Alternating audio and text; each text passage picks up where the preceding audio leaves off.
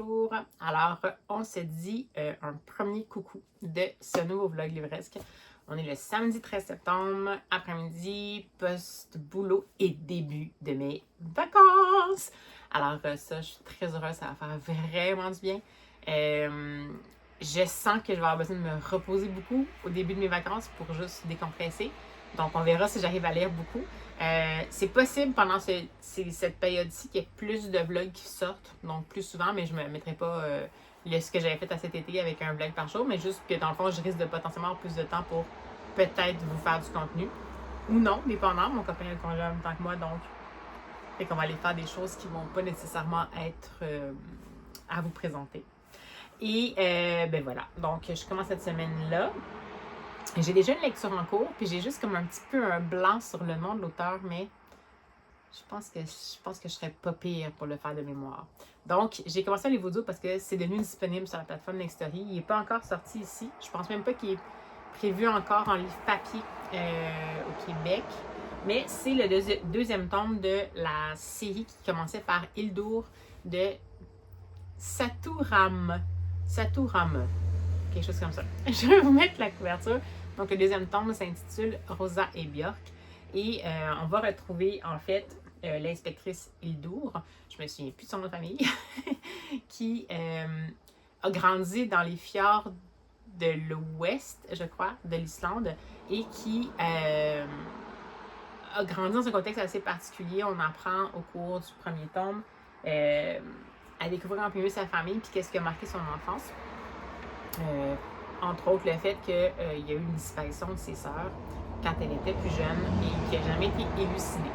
Donc, il va se passer plein de choses dans le premier tome. Il va y avoir l'arrivée d'un personnage super intéressant qui est un stagiaire qui vient de Norvège? Finlande? Finlande, je pense. Ouais. Et qui est là, puis qui vient juste pour voir si ce métier-là peut potentiellement l'intéresser. Et ben, il va finir par se ramasser à devenir une espèce de partenaire un peu impromptu, justement, de Hildur dans le premier tome. Et on les retrouve dans le deuxième. Hildur, on la retrouve alors qu'elle est en train de faire un remplacement pour un collègue à Reykjavik. Et alors qu'elle est là, elle va se faire appeler pour débuter une enquête pour la mort très violente d'un personnage bien non vu politiquement, dans le fond, dans son village, qui est...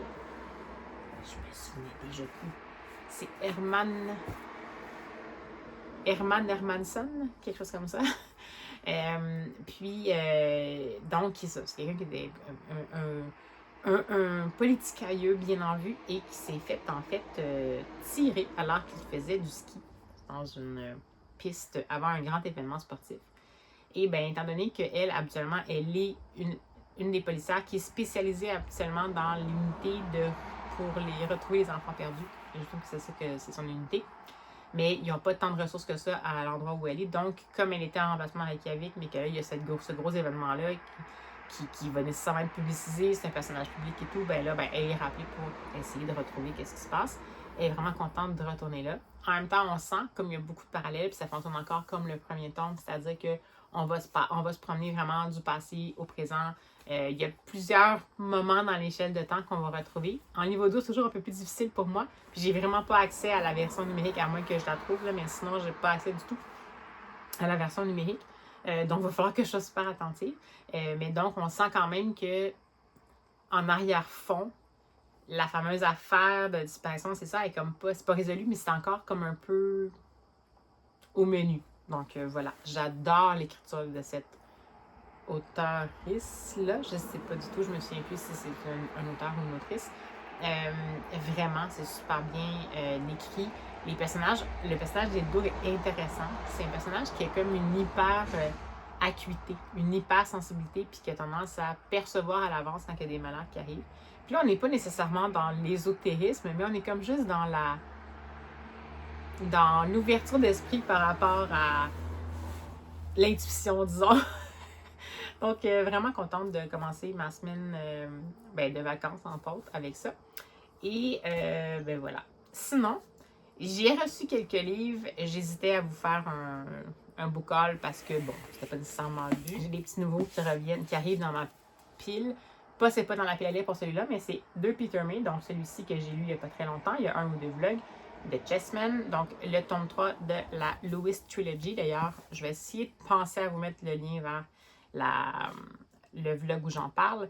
Et ça, c'est le tome 4 de cette trilogie-là, qui au départ était une trilogie, mais qui visiblement est une tétralogie. Donc, celui-ci qui est Coffin Road.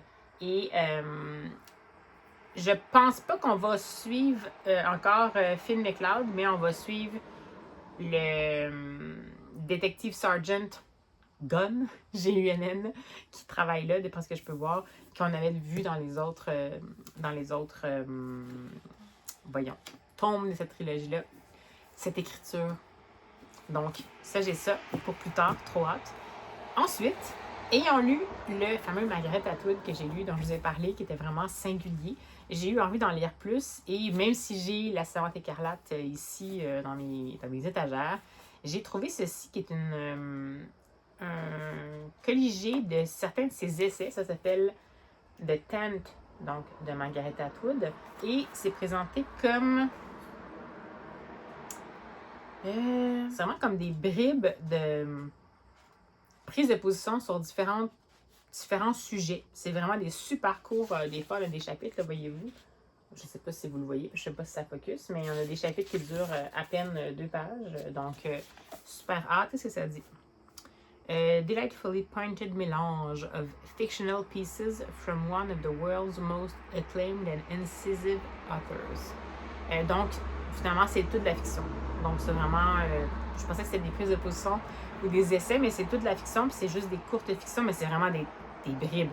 Il y a même des trucs qui sont un petit peu écrits en vers, donc j'ai vraiment hâte, puis j'adore l'objet livre, il est vraiment intéressant, mais trop hâte de voir si sa plume est aussi intéressante dans ce genre de format court-là. Et enfin, ça, je l'ai vu passer parce que il est passé comme... Il est en traduction française qui vient juste de sortir, en tout cas en Europe, il va bientôt arriver ici. Et je l'ai vu passer beaucoup chez les booktubers que je suis. Puis ben là, ben dans le fond, je me suis dit que ça pourrait être l'occasion de lire pour la première fois un livre dont un des auteurs ou une des autrices est Ruta Sepetys. Parce qu'il me semble que je n'ai lu aucun d'elles, même si c'est comme hyper connu. Donc, c'est celui-là ici, de Bletchley Riddle. Donc, de Ruta Sepetys et Steve Shankin. Donc, un livre écrit à 4 mains. Et ça se passe à l'été 1940. Et on va suivre Jacob Novice et son étrange, plus jeune sœur Lizzie, qui adore les deux les énigmes et les casse-têtes et tout ça. Et maintenant, il réalise qu'il évolue au sein de ça, une riddle. Blablabla. En effet, ils vont se retrouver donc en 1940 au cœur de un des plus grands lieux secrets de la Seconde Guerre mondiale, qui est l'espèce de... Ils appellent ça, eux autres, Code Breaking Factory. Donc, une usine de déchiffrage de code. Mais c'est juste... Bon, c'est Bletchley Park, puis c'est là aussi, c'est là dans le fond que s'est passé la fameuse machine Enigma. Puis si j'ai bien compris, ils vont se retrouver un peu... ils vont se retrouver impliqués justement. Okay. Donc, comme Jacob va finalement se joindre à l'équipe de Bletchley Park pour essayer de déchiffrer en fait tout ce qui sort de la fameuse machine Enigma des nazis, ben en fait sa sœur va essayer de travailler sur le fait que leur mère a disparu puis qu'elle veut savoir qu'est-ce qui s'est passé. Donc, je crois que c'est un peu plus jeunesse que Young Adult. Mais bon, je trouve ça vraiment intéressant. Ça, c'est cool. Ça a l'air d'être des images qui sont définitivement de Bletchley Park. Des images d'archives. Donc, super hâte de lire celui-là. Je pense que Sophie Lee l'a lu. Puis a aimé ça. Sophie Lee l'a lu. J'ai parlé vite, hein? Je pense que Sophie Lee l'a lu. Et il me semble que c'est elle qui m'a donné envie de le lire tout de suite. C'est soit celui-là ou Westphalen de Anne Brashares. Puis ça aussi, j'aimerais ça en lire parce que j'ai jamais lu d'Anne Brashares. Oui, je sais, elle est super connue pour 4 filles en jeans. J'en ai jamais lu. Mais ça a l'air intéressant. Puis ça se passe aussi pendant la... Je pense que ça, c'est comme une espèce d'Uchronie. Pendant quelque chose qui pourrait être la Seconde Guerre mondiale, mais dans une histoire alternative. Donc, bref, voici, c'était mes achats, n'est-ce pas? Même si j'ai plus vraiment de place à l'arrière, mais c'est pas grave. Alors, super long segment, le vlog est définitivement démarré. Et puis, ben voilà, sans plus tarder, allez, on poursuit le tout, joyeusement.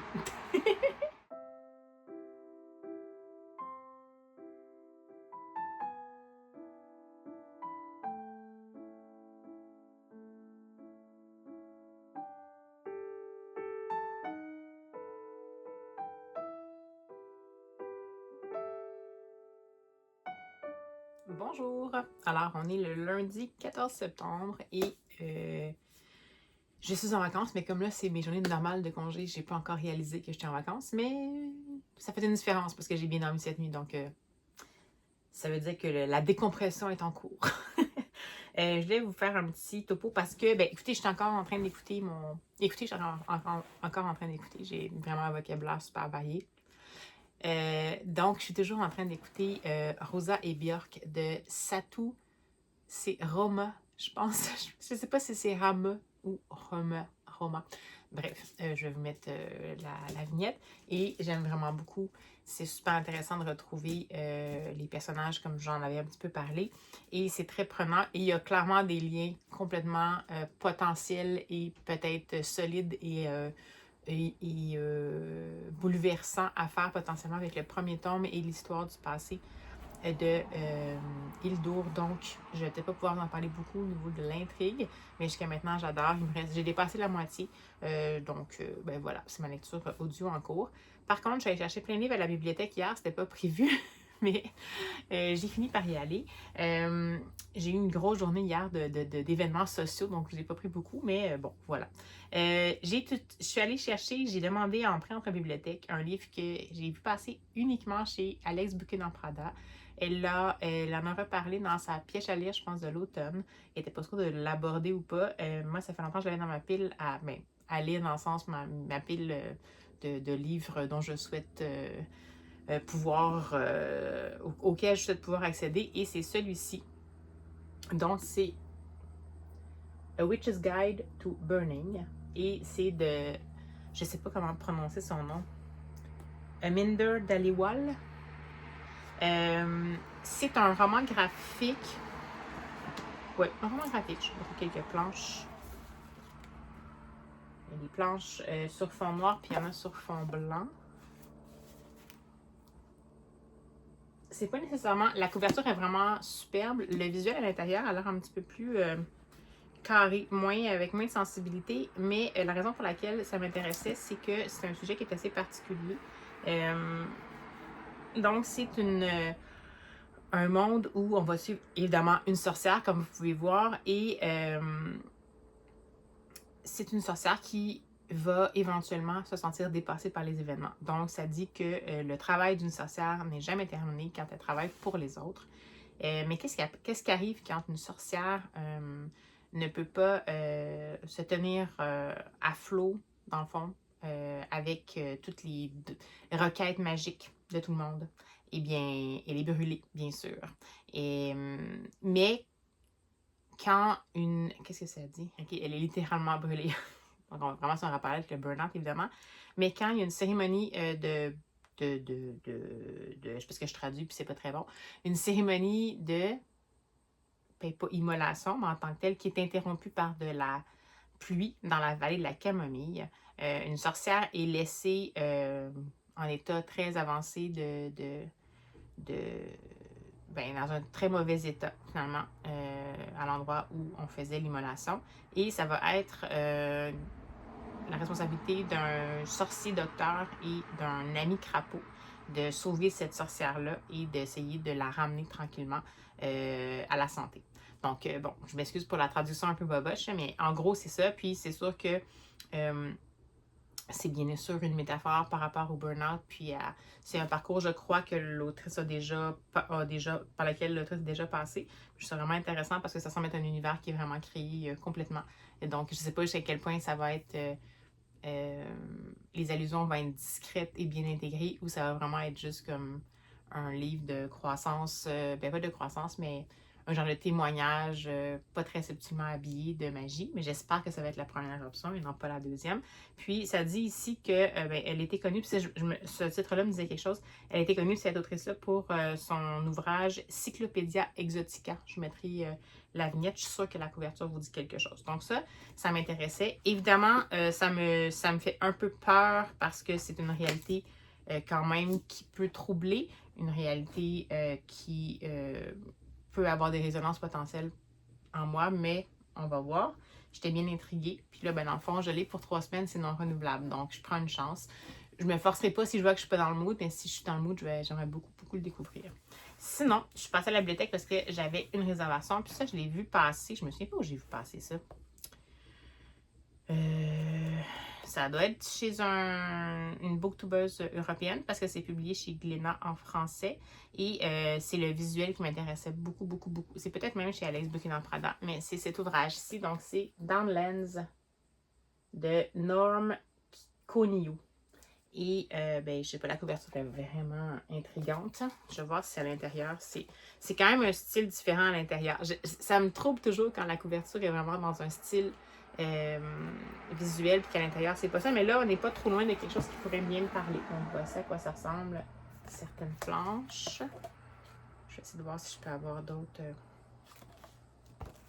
quand même une certaine... On joue avec la colorimétrie, puis il semble avoir une certaine texture puis une certaine sensibilité dans les ouvrages. Pour celui-ci, je vais pouvoir ouvrir la 4e parce qu'elle a été traduite en français. C'est parti.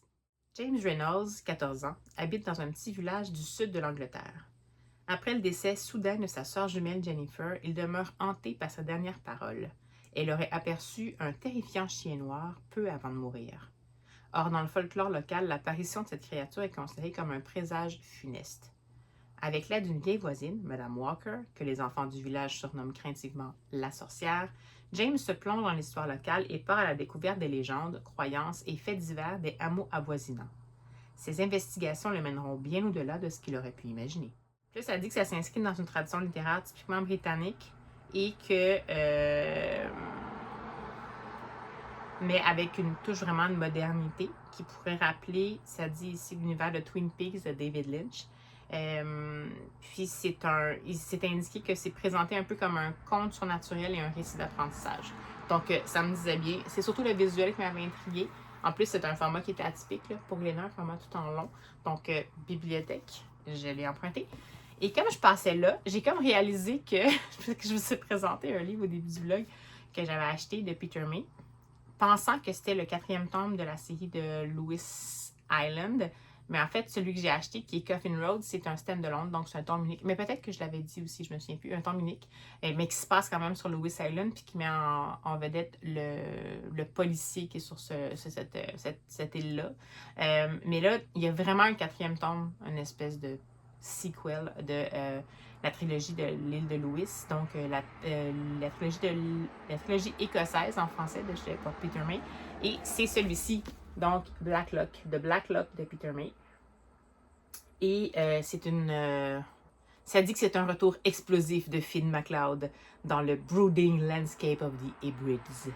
Ou des Hebrides, je sais pas, mais les hybrides. Fait que là, je l'ai emprunté, c'est à la Bibli, je peux quand même le renouveler plein de fois s'il n'est pas réservé, parce que c'est sûr, j'aimerais peut-être ça l'écouter en livre audio. Là, j'y aurai accès, mais bon, je suis en vacances, est-ce que je vais ne pas attendre et me plonger finalement dans la suite et fin de cette tétralogie finalement de l'île de Lewis? Je verrai, mais bref, celui-ci, donc... Je ne peux que vous conseiller de vous plonger dans les Peter May. Je ne suis pas capable de lâcher cet auteur-là pour le moment, donc on verra bien. Donc, il y avait celle-là, peut-être que j'aurais aimé ça lire sans trop attendre.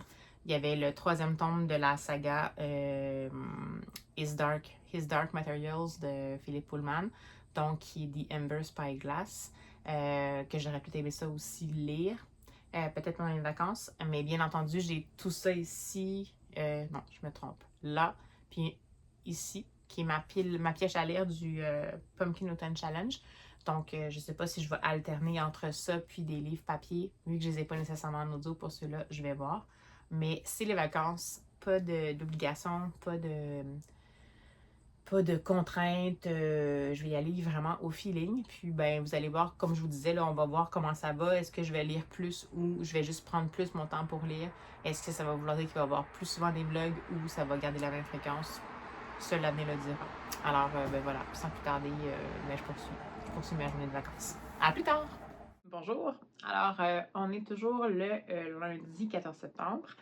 Et je viens tout juste de terminer l'écoute de Rosa et Björk de Satu Rame. C'était super bouleversant. Je ne peux pas beaucoup vous en parler, comme je vous disais, parce que, comme confirmé, c'est sûr que il y a des liens inextricables avec le tome 1. On a une hyper grosse avancée sur la quête personnelle, en fait, de Hildur par rapport à sa propre vie et à son passé. C'est encore une fois un roman qui mise sur deux narrations en parallèle qui finalement ne sont pas nécessairement interreliées, mais qui sont importantes chacune pour différentes raisons. Donc, évidemment, la quête personnelle d'Hildur qui se poursuit en fait dans ce second tome-là par rapport à son passé. Qu'est-ce qui s'est réellement déroulé quand elle était plus jeune. Et évidemment, l'enquête en cours dans laquelle elle était impliquée, qui va la ramener plus tôt que prévu dans la patrie de son enfance, alors qu'elle était en remplacement à Reykjavik. Et c'est très troublant aussi. Ça va aborder, attention, de avertissement quand même. En même temps, bon, c'est des romans policiers, donc ça arrive quand même relativement fréquemment, mais c'est pas parce que c'est fréquent que c'est à normaliser. Donc, juste le dire que, sans entrer dans les détails, dans le roman, ça va être semé, en fait, deux types d'abus vont avoir été au centre des quêtes principales. Donc, abus de type violence domestique et abus sexuels et violence sexuelle. Donc, j'ai aimé vous le dire. Il y a un petit moment où il y a une petite description, particulièrement pour l'abus sexuel, mais c'est pas... l'accent n'est pas mis là-dessus. C'est-à-dire que c'est important, c'est central, mais c'est pas mis sur... on ne se complaît pas dans la description de ça non plus, heureusement. Donc, vraiment intéressant. Beaucoup de personnages féminins forts dans cette série-là, intéressant. Et oui, malheureusement, des personnages masculins toxiques, mais aussi des personnages féminins toxiques et aussi des personnages masculins positifs. Donc, je trouve ça intéressant parce qu'il y a quand même une certaine représentativité. Puis, ça fait vraiment penser à la réalité. Donc, souvent dans les romans policiers, on voit qu'on a comme un échantillonnage qui est un peu restreint. C'est sûr que tout le monde est méchant ou tout le monde est bon ou whatever, sauf évidemment ceux qui se font arrêter. Mais dans ce cas-ci, je trouve que c'est bien dosé. Et on est vraiment dans... C'est confrontant quand même, parce qu'on est vraiment dans une certaine mesure, dans une des deux quêtes principales, on est vraiment dans des questionnements éthiques par rapport à la justice et par rapport à des systèmes de justice qui sont pas en mesure toujours de fonctionner normalement. Et tout ça parce que l'humain est humain et que malheureusement, certains humains vont avoir plus de moyens que d'autres pour échapper à ce système de justice-là. Et à ce moment-là, est-ce que la fin justifie les moyens? Donc, super intéressant. Vraiment, j'ai beaucoup aimé. Je crois que c'est plus qu'une zoologie. C'est sûr que là, on est vraiment... Concernant le personnage principal de Hildur, je pense qu'on a un peu fait le tour. Donc, en quelque part, c'est une duologie en ce qui concerne Hildur. Mais si j'ai bien vu, en tout cas en anglais, ça va avoir, je pense que c'est une tétralogie. Il semble y avoir des traductions au moins de 2 autres tomes qui vont se centrer sur d'autres personnages secondaires importants, dont Jacob, je crois, qui est justement le stagiaire finlandais, je mélange toujours, oui, finlandais, qui va être venu en Islande justement pour faire une réorientation de carrière et qui, lui, a une situation personnelle assez dure aussi à vivre parce que il s'est séparé d'avec son ex-conjointe qui, elle, est toxique vraiment et elle lui a Elle a obtenu la garde totale en racontant des mensonges sur comment il était comme personne. Et elle habite en Norvège, donc il est là-dedans lui aussi à gérer tout ça depuis les 2 premiers tomes. Donc j'imagine qu'il va y avoir un développement par rapport à ça, tout en ayant une enquête en parallèle. Donc, ben voilà. Donc c'était vraiment... je suis bien contente de l'avoir écouté. En même temps, c'est vraiment quelque chose qui se lit bien aussi. La plume est super fluide. Les personnages, on y croit. Il y a beaucoup de place à l'intériorité. C'est de la littérature policière un peu plus. Ben, c'est comme ça aussi pour les polars nordiques en général, mais la place de la psychologie des personnages est vraiment grande. Puis oui, il y a des enquêtes, mais c'est pas un roman policier procédural. Donc, on met pas l'accent vraiment beaucoup sur la procédure. Ça veut dire qu'il y a une enquête, oui. Mais vraiment, ce qui est important, c'est plus qu'est-ce qui va se passer pour les humains impliqués, qu'est-ce qui va se passer pour les enquêteurs impliqués, comment ils vont réagir à des situations, en quoi ça peut avoir des résonances directes ou indirectes dans leur vie à eux autres. Donc, c'est toujours. Moi, c'est quelque chose qui vient plus me chercher, ce genre de truc-là. Je suis pas très thriller domestique, mais ce genre de truc-là, une espèce de roman policier un peu psychologique, mais pas nécessairement thriller, juste qui laisse beaucoup de la place à la psychologie des personnages. J'aime vraiment ça. Donc, je vous la suggère, cette autrice-là. J'espère que c'est une autrice, puis je ne me trompe pas, mais je pense que oui. Je vous la suggère vraiment. Le deuxième tome vient tout juste de paraître en France, en traduction française. Ici, je crois que c'est mi-octobre qui va arriver au Québec. Puis j'ai l'impression que je vais peut-être me lancer aussi dans avoir cette série-là potentiellement, peut-être en format poche. Donc je pense que le premier tome potentiellement va peut-être, soit il est déjà en format poche ici disponible au Québec, ou il va devenir en format poche disponible au Québec en format poche quand le second tome va sortir à la mi-octobre. Mais je crois que c'est quelque chose que je vais me procurer justement. Je ne sais pas si je les relirai pour le moment, parce que c'est des romans policiers, mais en même temps, c'est la plume puis le type de personnage dont je vais m'ennuyer. Donc, on dirait que j'ai comme le goût de les avoir tout près. Donc, c'est pas nécessairement l'enquête en tant que telle. Donc, voilà. Donc, c'est ma lecture terminée. Maintenant, je sais pas, j'étais en début de vacances, donc aucune idée pour la suite des choses, qu'est-ce qui va se passer. J'ai plein de livres que je veux lire. Est-ce que je me lance tout de suite dans une autre lecture audio? Est-ce que je laisse mijoter ça? Est-ce que je fais d'autres choses? Est-ce que je vais marcher? Seul l'avenir le dira, mais vous allez le savoir dans quelques instants. Alors, à tantôt!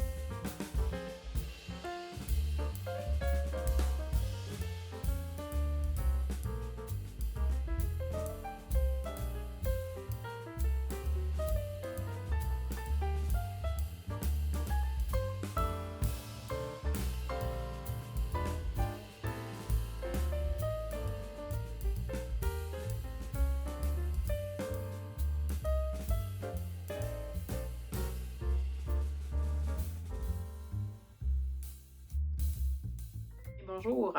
Alors, on est le mercredi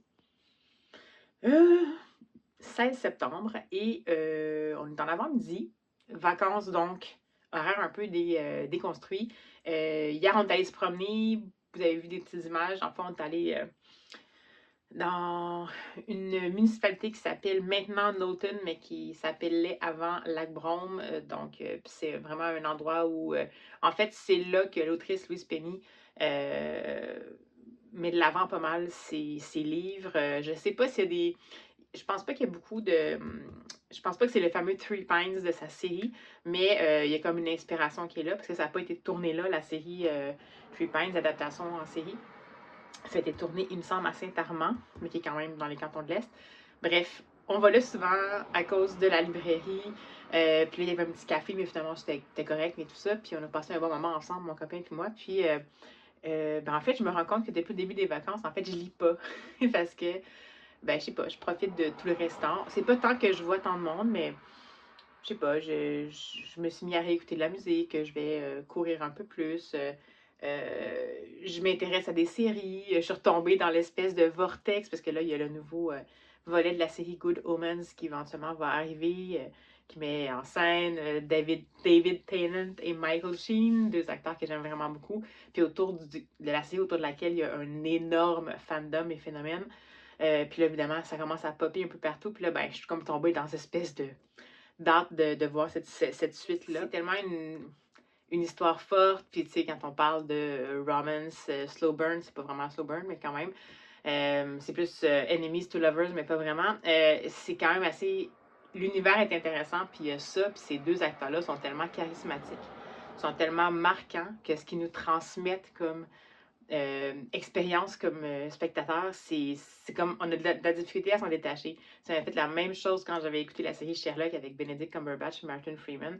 C'est le même genre de charisme et de choses qu'on transporte avec nous. Bref, je suis tombée dans cette espèce de vortex-là. Puis là, on dirait que j'étais comme... J'osais pas nécessairement commencer une nouvelle lecture, puis je sais pas trop. Je me disais, bon, ben finalement, quand je vais aller courir, je vais mettre juste de la musique et tout ça. C'est les vacances. Clairement, il y a beaucoup de ménage qui se fait dans ma tête en ce moment, là, mais faites-vous-en pas, je suis encore là. C'est juste que, je sais pas, il fallait dépoussiérer ça. Ça a l'air pour un bout. Mais j'ai quand même décidé, comme j'étais dans une phase David Tennant, qui est un acteur britannique, mais en fait qui vient d'Écosse, puis Michael Sheen, qui est Welsh, qui vient de Wales. Je me sais plus c'est quoi en français.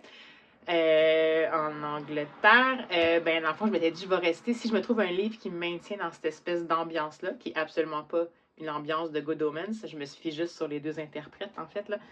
Peut-être que ça va me replonger dans la lecture, puis je peux trouver ça cool. Et là, ben dans le fond, comme je vous ai montré que j'avais emprunté à la bibliothèque le dernier tome de Peter May dans la maintenant tétralogie Lewis Island, ben je me suis dit pourquoi pas, donc The Black Lock de Peter May, qui est le retour 10 ans plus tard, donc 10 ans après le premier volet de les trois premiers volets de la tétralogie, qui va retourner dans le fond à Lewis Island et qui, dans des circonstances assez marquantes, parce que Finn McCloud, on va se souvenir qu'il était policier avant, quand il est retourné sur l'île de Lewis, en fait, ça n'a pas été en tant que policier. Il a vécu beaucoup de choses, il a été confronté à son passé et tout ça, mais il était toujours indirectement lié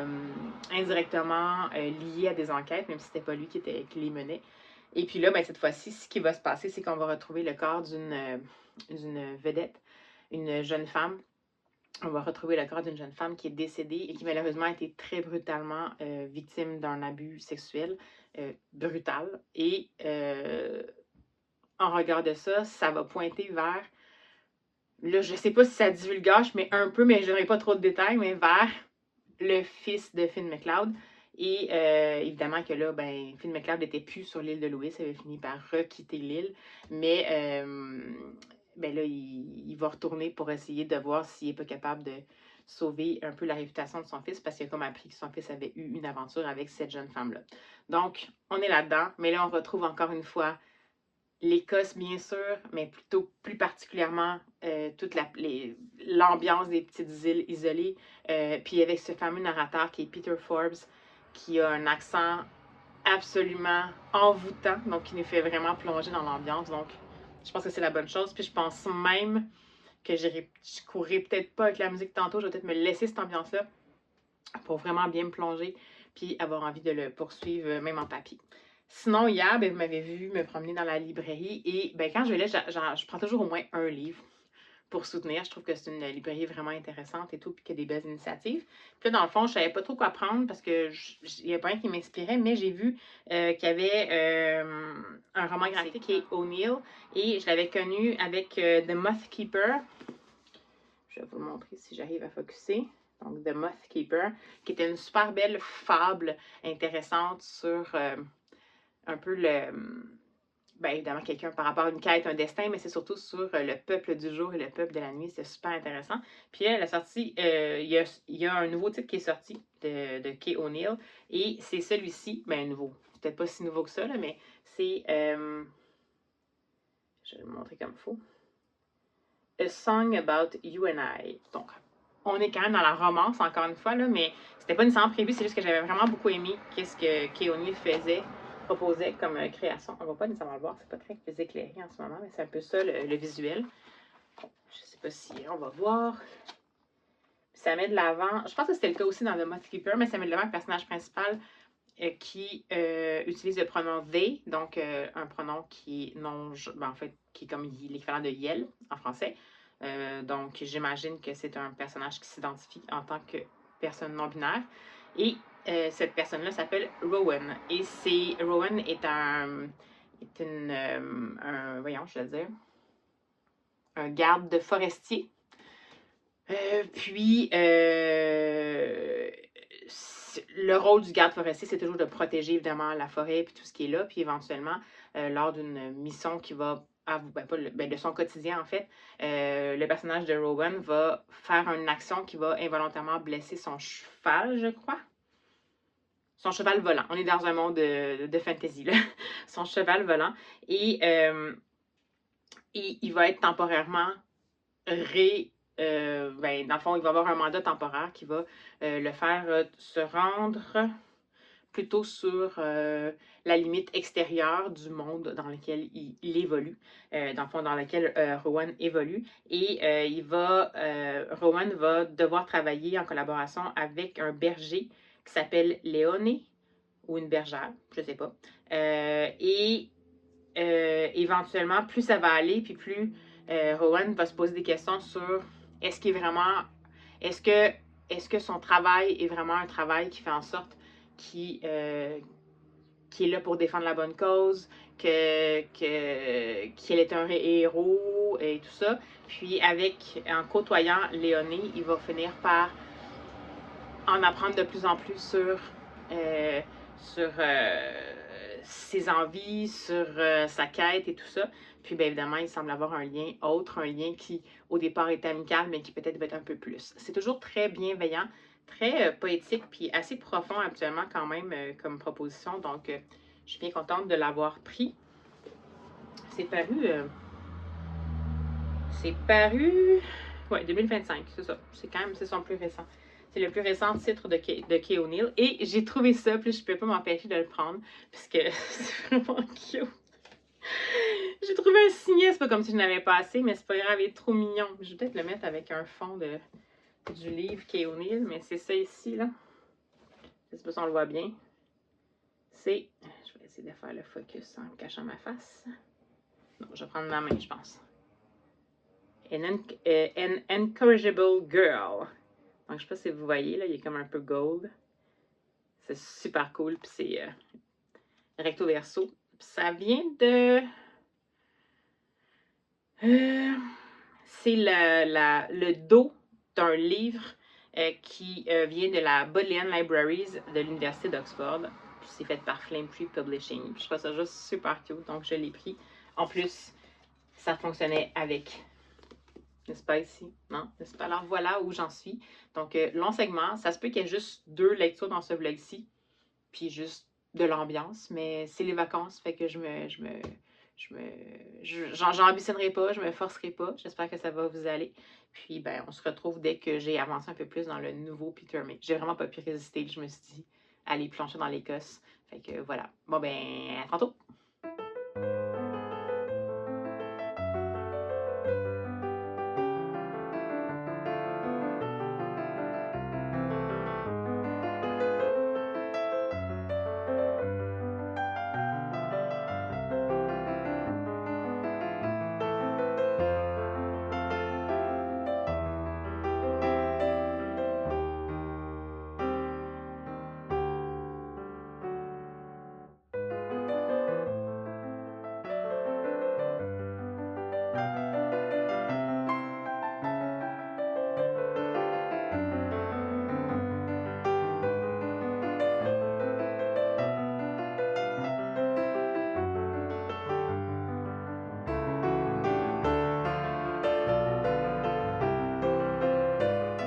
bonjour. Alors, on se reprend, on est le vendredi 19 septembre et vous avez vu quelques petites images là, depuis 2 jours, j'étais moins présente, j'étais en mode soutien familial. J'ai fait un petit tour express à Montréal, j'ai profité pour prendre le train, mais j'étais pas vraiment en mode... J'étais moins en mode, disons, lecture, partage d'expérience, mais au moins, je vous ai mis des petites images de train. J'aime toujours les trains, même quand c'est les trains de banlieue. Dès que je peux, je les prends. J'ai tout juste de terminer l'écoute du livre audio, la version livre audio de The Black Lock de Peter May. Et comme je m'y attendais, mais en tout cas, c'est une conclusion... c'est tellement touchant, c'est parfait, c'est super bien dosé. C'est un tome qui... Des fois, comme là, c'était une trilogie, puis finalement, un 4e tome arrive pour en former une tétralogie, alors que ça fait super longtemps que la trilogie a été complétée. On peut souvent tomber dans une espèce de... Ben moi, j'avais une appréhension en me disant, est-ce que c'était comme le tome de trop? Mais finalement, non, c'était vraiment le tome qu'il fallait. Puis c'était pas juste un tome où on avait l'impression que l'auteur... jouait en mode safe et essayait de refaire vivre certains nœuds peut-être plus ou moins bien bouclés dans les derniers tomes pour essayer de surfer là-dessus, puis après ça créer comme vraiment quelque chose qui est fait exprès pour les lecteurs qui ont vraiment aimé ça. En même temps, on comprend pourquoi, mais là, j'ai pas eu l'impression que c'était un tome cadeau ou complaisant par rapport au lecteur, même si c'est clair que ça devait être parce que, je ne sais pas si c'est parce qu'il y avait trop d'idées ou il y a eu beaucoup de demandes de lecteurs, mais que ce quatrième tome-là est arrivé, mais ça fonctionne. Ça se passe 10 ans après la fin de la trilogie. Les personnages principaux, comme je vous disais, sont rendus ailleurs. C'est sûr que je ne pourrais pas vous en dire beaucoup. J'ai dit un peu la prémisse. C'est sûr qu'on va tourner tout autour de cette enquête. Ça va être une enquête officieuse, bien, comme c'est la plupart du temps avec Finn McCloud. Parce que, bon, là, en fait, non seulement il exerce plus un métier de policier, il travaille plus dans la police scientifique. Mais, bien évidemment, comme il est en lien direct, donc il est le père de quelqu'un qui est soupçonné ou en tout cas accusé d'un meurtre qui est sordide, ben, il peut d'autant moins être impliqué parce que même s'il avait été policier, il n'aurait pas pu l'être. C'est super intéressant de voir ça. C'est très humain. Encore une fois, on va retourner dans notre passé on pensait connaître au complet, mais que finalement, il y a toujours d'autres couches qui se rajoutent, puis c'est des couches totalement logiques, qui fonctionnent complètement. On n'a pas l'impression... Je ne sais pas si c'est vraiment des avenues que l'auteur a été obligé de mettre de côté dans les autres tomes, puis qu'il a finalement juste récupéré là, justement, parce qu'on a vraiment l'impression que ils ont ces avenues-là ou cette complexification ou ce réseau de ramifications-là a toujours potentiellement existé dans son genre d'arborescence de cette intrigue-là. Puis que là, ben, c'est juste que c'était comme si c'était prévu qu'il y ait un 4e tome qui sorte éventuellement. Donc, ça, c'est super intéressant. Fait que pour moi, j'ai pas senti du tout l'effet tombe de trop ou tombe pour les fans ou quelque chose comme ça. Absolument pas. J'ai senti que c'était un 4e tome qui avait peut-être pris du temps à mûrir, mais qui était vraiment nécessaire. Puis oui, ça amène une bonne conclusion, mais on n'a pas l'impression que tout est magique non plus. Il y a beaucoup... on est beaucoup dans... Ben, toujours le côté, le lien avec le passé. Comment est-ce qu'on laisse le passé nous définir? En même temps, on n'est jamais dans la banalisation. On n'est jamais dans le fait qu'on peut fonctionner finalement en oubliant le passé, puis que ça ne touchera plus, puis on ne sera plus influencé par ça. On est beaucoup dans l'impact émotif, émotionnel en fait, que le passé peut avoir sur nous, ou les actions, ou le présent, ou des choix qu'on a fait peuvent avoir sur nous. Mais c'est vraiment un tome qui donne l'espoir de se dire que il y a certaines choses, il y a certains gestes, il y a certaines choses qui sont irréversibles, mais qu'il y a peut-être des choses qu'on a l'impression qu'ils ne sont pas réversibles, mais qu'ils le sont, puis qu'il faut que c'est nécessaire de faire, parce que dans le fond, on a l'opportunité de peut-être changer un cours des choses qu'on a l'impression qui étaient comme en ligne droite, puis sur lesquelles on n'avait pas d'impact. Ça aborde aussi une partie de l'écologie. En tout cas, après avoir lu ça, je vous en dirai pas plus, mais ça ne donne pas trop le goût de manger du saumon, du saumon de l'Écosse, en tout cas de cette région-là. Mais là, je vous dis pas ça parce que c'est pas correct, mais juste vous dire, parce que, tu sais, en plus, moi, je suis quelqu'un qui aime beaucoup le saumon. Puis là, en lisant ça, ben bon, puis parce qu'en fait, bon, éventuellement, il va y avoir... c'est quand même relativement central à l'intrigue, mais on nous parle en fait de pisciculture en gros, puis de tout le côté qu'est-ce que ça prend pour faire en sorte d'avoir une pisciculture qui est performante, mais qu'est-ce que ça en coûte en termes environnementaux ou en termes de cruauté envers les animaux potentiellement. Donc, ça ne se veut pas un livre nécessairement qui a, comme on dirait, un agenda pour sensibiliser à la cause animale ou à la cause écologique, mais comme c'est présent, ça s'emboîte tout à fait bien dans l'histoire. Je vous dis, j'ai trouvé, c'est vraiment, c'est pour moi, c'est, ils ont tous été des coups de cœur, les tomes de cette série-là, mais c'est spécial, cette série-là est un coup de cœur. Les 4 tomes, pour moi, sont excellents. C'est sensible, c'est juste, on n'est pas dans le trop. En même temps, je sais pas, c'est comme profondément humain. Puis comme vous m'entendez souvent dire, ce que j'aime dans le profondément humain, c'est le fait que c'est justement l'humain est perfectible, dans le sens que l'humain fait des erreurs, l'humain des fois fait des erreurs qui ont un impact majeur. Puis même si moi, des fois, ça va me désarçonner en me disant, on aimerait ça, tu sais, que de pouvoir se dire que l'humain ne fait pas d'erreur, mais on en fait tous, puis c'est ce qui nous rend humains aussi. On n'est pas juste mené par l'instinct, donc on est capable peut-être d'apprendre de certains mauvais choix qu'on a faits. Et de s'adapter. Donc, non, j'ai trouvé ça super. C'est vraiment là, cette plume-là est une plume que je comprends pas comment ça se fait que j'ai mis tant de temps à découvrir. Et dans ce cas-ci, bon, je ne sais pas ce que ça vaut en traduction française. Je ne les ai pas lus en français. Je ne sais pas à quoi ça ressemble les versions audio en français, parce que je crois qu'il existe, parce que comme c'était publié chez Actes Sud, Collection Noire. Puis ensuite, je pense que ça a changé. C'est chez Gallimard, peut-être maintenant qu'ils sont. Je me souviens plus. En français, mais ce que je veux dire en fait, c'est que moi, c'est sûr, je les ai écoutés en langue originale, puis je peux vous garantir que le lecteur Peter Forbes et cette œuvre-là, ils sont faits pour aller ensemble, ça fait une grosse différence parce que, ben c'est ça, dans le fond, le lecteur a pour mon oreille de non-initié un accent écossais qui, peut-être que c'est pas le cas, mais en tout cas, ça semble correct, qui est excellent, qui nous permet, comme je vous disais, de vivre une expérience immersive et qui est bien dosée. On n'est pas dans la caricature, on est vraiment dans quelqu'un qui nous propose, en tout cas, peut-être que c'est, je sais pas, je suis pas native de ce coin-là, peut-être que quelqu'un qui habiterait dans ce coin-là dirait, ben là, on parle pas comme ça, mais qui nous propose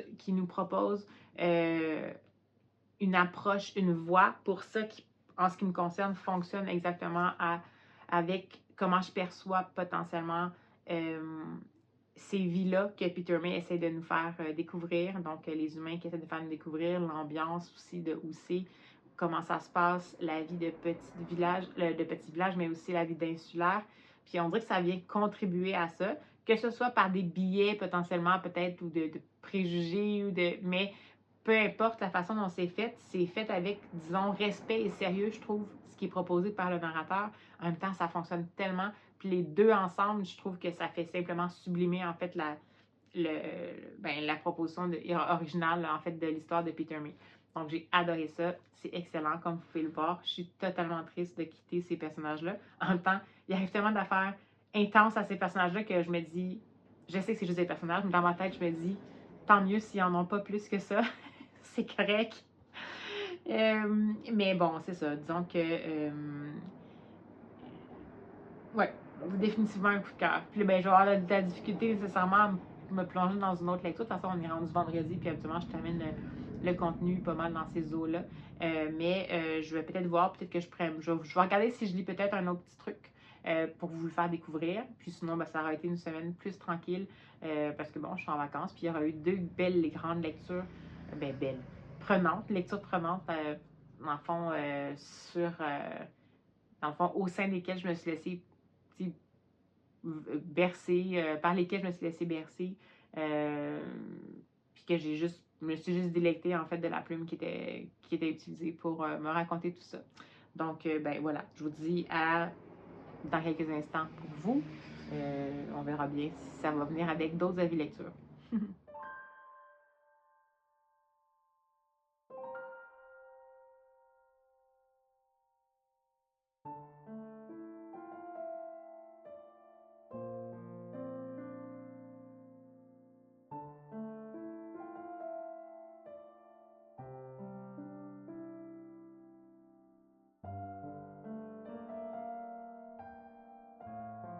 Bonjour! Alors, on se retrouve un peu plus tard dans la même journée. Finalement, j'ai décidé de faire ma lecture spontanée tout de suite. J'essaie de chercher quelque chose qui avait comme un lien avec mes 2 lectures de la semaine, mais dans le fond, je me suis dit, c'est pas ça vraiment que j'avais envie de lire. C'était un livre que j'avais apporté aussi hier quand j'étais à Montréal dans mon trajet. Puis c'est celui-ci, donc c'est Mini-Élise, Bienvenue dans ma tête, d'Élise Gravel, le tout nouveau chez Éditions Scolastique. Et ça faisait longtemps que j'attendais un nouveau Élise Gravel, que l'ensemble de ses lecteurs et lectrices attendaient un nouveau Élise Gravel. C'est une autrice qui est hyper prolifique, mais qui depuis peut-être 1 an ou 2, je pense qu'elle est beaucoup en réflexion. C'est une créatrice qui prend position aussi par rapport à différents, entre autres, des conflits qui se passent, pas les conflits, mais ce qui se passe en Palestine, la situation affreuse qui se passe en Palestine. Puis je pense que ça a eu un gros impact, comme c'est une figure qui est publique, ça a eu un gros impact sur elle. Fait que j'ai l'impression que ça a peut-être, je dis ça puis c'est peut-être pas le cas, mais ça a donné aussi en même temps qu'il y avait comme une espèce de petit moment où il y avait moins de parution pour elle. Donc ça faisait que celui-ci était d'autant plus attendu. Alors, écoutez, comme je m'y attendais, c'est un peu un... Ça me faisait un peu penser quand même d'un roman qui était dans la veine de Jessie Elliott n'a pas peur de son ombre ou a peur de son ombre. Je me souviens plus, ça fait super longtemps. C'était vraiment un roman sur le dernier été avant l'école secondaire, donc d'une jeune fille un peu singulière. Dans celui-ci, Élise Gravel va imaginer un journal intime fictif de elle à l'époque. Donc, à l'époque, c'est-à-dire au début de l'école secondaire. Donc un peu plus tard que Jessie Elliott, même si techniquement Jessie Elliott, c'était pas elle, mais c'est peut-être un petit peu inspiré. Et écoutez, on va voir son quotidien. Le quotidien d'une jeune fille qui commence un peu à être plongée dans l'adolescence et qui remarque des changements qui, dans son cas, éventuellement, vont avoir été diagnostiqués comme étant TDA, mais tardivement, donc à 35 ans. Mais à l'époque, elle avait déjà des manifestations qui ont commencé à l'adolescence avec la puberté, qui se manifestaient particulièrement par comment je me sais plus c'est quoi? Des hyper-focus sur des sujets, énormément d'anxiété, de l'insomnie, de la distraction en classe, donc une baisse dans les notes. Mais à l'époque, c'était moins connu. Donc là, on parle ici de son journal, là, ça commence en 1991, je pense. Il me semble que c'est ça. 28 septembre 1991. Et puis, c'était une époque où le TDA, c'était vraiment toujours techniquement avec hyperactivité, puis c'était surtout des garçons qui étaient diagnostiqués. Donc même maintenant, c'est quand même relativement récent qu'on arrive à diagnostiquer les filles parce que les manifestations sont comme pas les mêmes exactement. Bref, sachant ça comme contexte, c'est ce qu'elle nous propose, elle, c'est ça. Évidemment, c'est pas un livre sur le trouble de déficit d'attention avec ou sans hyperactivité, c'est un livre sur cette Élise-là, dont elle s'est inspirée des émotions vécues puis des expériences vécues au secondaire. Évidemment, il y a des choses, c'est de l'autofiction, donc ça implique des personnages qui n'existaient pas, mais ça va aborder plein de choses. Donc, évidemment, l'arrivée de la puberté avec tous les changements, elle a des poils qui apparaissent, mais elle a même de la moustache, puis c'est comme juste, mais comment ça se fait que moi, si j'ai ça, puis personne n'a ça, puis le fait qu'elle se sente différente parce que c'est pas tout le monde, à cet âge-là, c'est pas tout le monde qui est rendu à la même place au niveau de la maturité émotionnelle. Donc, par exemple, il y a beaucoup de personnes qui vont ressentir des moments ou voir des élans, des attirances sexuelles ou amoureuses envers d'autres personnes.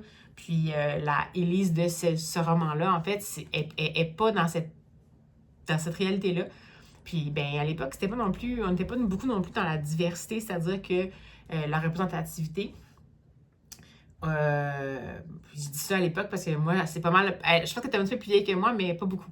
Moi, j'ai 45, fait que j'ai connu cette époque-là aussi où, oui, l'homosexualité était connue, mais tout ce qui était pas nécessairement hétéro ou homosexuel, donc dans le fond, tout ce qui était identité de genre, tout ce qui était, par exemple, les gens qui sont asexuels, ou il y avait différentes nuances qui sont maintenant définies, entre guillemets, donc plus clairement, les gens vont pouvoir se dire « Ok, mais dans le fond, je peux exister à quelque part », alors qu'à l'époque, si on n'était pas hétérosexuel puis qu'on n'avait pas l'impression qu'on était homosexuel, on n'avait comme pas de place, dans le fond, où exister. Puis ça donne l'impression un peu que la jeune Élise qui est décrite là-dedans est un peu là-dedans. Mais pas nécessairement je pense qu'elle se pose des questions sur son orientation sexuelle parce qu'elle a l'impression qu'elle est tellement différente des autres qu'elle se dit, mais écoute, c'est-tu parce que j'ai une orientation sexuelle qui est différente? En même temps, pour le moment, elle n'est pas dans le mode de ressentir des émotions ou des attirances envers des gens de son sexe à elle. Donc, on ne sait pas trop. Ça parle de très grande amitié. Elle a une meilleure amie pour qui, en fait, cette amie-là, c'est tout pour elle. Puis c'est vrai que c'est fort à ce moment-là, les amitiés. C'est une période de grands changements, une période où on se pose des questions, où il y a plein de choses qui se passent pas comme on était habitué que ça se passe. Fait que les amitiés ont vraiment comme un gros impact en général dans la vie, mais particulièrement à l'adolescence. Puis là, sa meilleure amie qui est là, tout ce qui est... elle, évidemment, a fait de l'anxiété. Élise, donc tout ce qui est, ben là, si elle m'a pas répondu, est-ce que c'est parce qu'elle m'aime plus? Puis là, je fais un petit sourire, mais c'est grand, c'est gros. Dans ce temps-là, c'est insurmontable. Puis, bien évidemment, on va avoir toutes sortes de choses. Une nouvelle personne, une nouvelle amie qui arrive à l'école, qui va se joindre à leur duo, qui devient un trio. Le côté qu'elle comprend, puis c'est le fun. En même temps, des fois, elle commence à être juste encore avec sa meilleure amie. Plein de choses comme ça. Puis aussi, ben, le fait qu'elle est vraiment confrontée au fait qu'avant, elle était super à l'aise à l'école, puis maintenant, elle a vraiment de la difficulté. Elle ne peut plus juste comme faire les examens sans étudier, puis même là, elle a l'impression qu'elle ne retient rien. Donc, elle se sent un peu comme toute seule dans cette situation-là. Sa découverte de différentes avenues d'expression, c'est une jeune fille, la Élise de cette histoire-là, qui aime s'exprimer par l'art, sa meilleure amie aussi, fait que c'est le fun, on a comme le petit côté vraiment hyper créatif, puis surtout qui se manifeste dans celui-là, en tout cas, par le fait qu'on décorait les agendas à l'époque. Donc, à l'époque, oui, je sais, j'ai l'air de comme un dinosaure, mais jadis, dans le millénaire, le dernier millénaire et au siècle dernier, on nous fournissait un agenda à l'école et ben, c'était un peu la mode de le décorer. Donc, je me souviens d'avoir retrouvé mon agenda, de mis des photos dedans. Moi, je n'étais pas très bonne en dessin, fait que j'étais plus en mode photocollage. Mais j'avais des amis qui faisaient des super beaux, comme, tu sais, des petits doodles, puis c'est vraiment beau. Puis moi, j'étais comme vraiment, bon Dieu, j'aurais aimé ça, pouvoir faire ça, mais je me sentais pas talentueuse. Mais là, dans le fond, on est devant Élise qui, elle, fait toutes sortes de trucs comme ça. Elle, c'est une spécialiste de l'étrange. Autant elle aime décorer visuellement, autant elle va insérer des faits bizarres, comme on connaît la créatrice Élise Gravel maintenant, qui est spécialisée dans le documentaire sur des animaux saugrenus, sur lesquels on n'avait jamais vraiment pu apprendre beaucoup d'informations. Donc, on dirait que ça se manifeste quand même là-dedans. Donc, c'est super intéressant. C'est aussi comme un peu l'histoire d'un journal créatif, quasiment qu'elle nous fait. Mais tout ça sur fond de début d'adolescence, de tous les sujets qui sont là, comme je vous dis, les questions d'attirance, les questions de meilleure amie, les questions de comment on arrive à aller trouver les informations. On a l'impression qu'il y a des adultes qui sont signifiants, mais dans la vie d'Élise, on dirait que c'est plus comme la mère de sa meilleure amie ou à la bibliothèque, puis on sent qu'ils vont chercher. À l'époque, les bibliothèques, c'était moins à jour dans les écoles, donc ce qu'ils ont comme information, c'est des vieilles choses. À un moment donné, ils cherchent un livre sur justement la sexualité, puis ils vont trouver juste un livre sur comment être une bonne épouse. C'est des livres qui datent, là, puis qui disent des trucs affreux. Donc, vraiment intéressant. Un petit côté un peu nostalgique peut-être pour moi qui a grandi dans cette époque-là, mais en même temps, je pense que les jeunes peuvent se retrouver quand même là-dedans aujourd'hui, dans le sens où oui, il n'y a pas de cellulaire à ce moment-là, mais c'est plutôt centré sur les émotions qu'on va ressentir, les grands questionnements qu'on a, puis j'ai l'impression que ces questionnements-là, ceux sur lesquels, en tout cas, le roman est basé, ben c'est des questionnements qui traversent le temps, là. Donc, tu sais, oui, il n'est pas question de réseaux sociaux, mais en même temps, les questionnements qui se posent là, ils se posent encore maintenant. Donc, en tout cas, j'ai vraiment beaucoup, beaucoup aimé ça. Très, très bien fait, si jamais vous voulez le découvrir. Je dirais que l'héroïne est au début du secondaire. J'ai quand même l'impression que c'est comme, à mon avis, même un jeune maintenant, à partir de 9-10 ans, va vouloir potentiellement lire ça par curiosité ou aussi parce que maintenant, les questionnements, puis les modifications, puis les changements internes se font un peu plus tôt quand même qu'à l'époque. Donc, je dirais que c'est peut-être du 9-12 ans.